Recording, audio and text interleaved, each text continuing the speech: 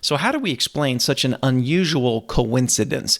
Dr. James Schober, an observational astronomer, acknowledged that there are only a few possibilities. He says, if the universe has those properties which allow intelligent life to develop within it at some stage in its history, then one of the following must be true. 1. There exists one possible universe designed with the goal of generating and sustaining observers. 2. The universe is a fluke, a random object, and we are just lucky it turned out with the right conditions. 3. The universe is not fine-tuned, quite the opposite. Life conditions are very rare, but life is robust.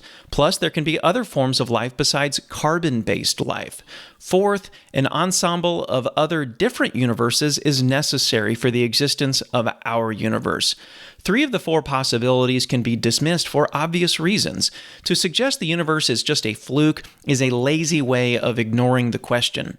Secondly, to claim that the universe is not fine-tuned and life could exist in other forms is to deny reality.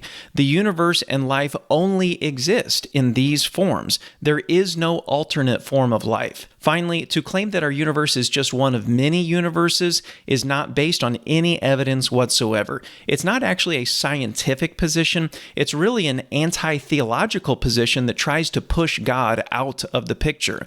This position also ultimately circles back to the same lazy reasoning, that you're just lucky to exist in a universe that allows for the development of life and intelligence. The first and most obvious explanation for this situation is that the anthropic principle is not a coincidence at all. In order for you to exist, God must exist. We can see the fingerprints of God all over the universe, and God expects us to respond to this evidence. He speaks to us through His creation, and He expects us to listen. And if we won't listen, God says there'll be consequences. Romans chapter 1, verses 18 through 20. For the wrath of God is revealed from heaven against all ungodliness and unrighteousness of men, who by their unrighteousness suppress the truth. For what can be known about God is plain to them, because God has shown it to them.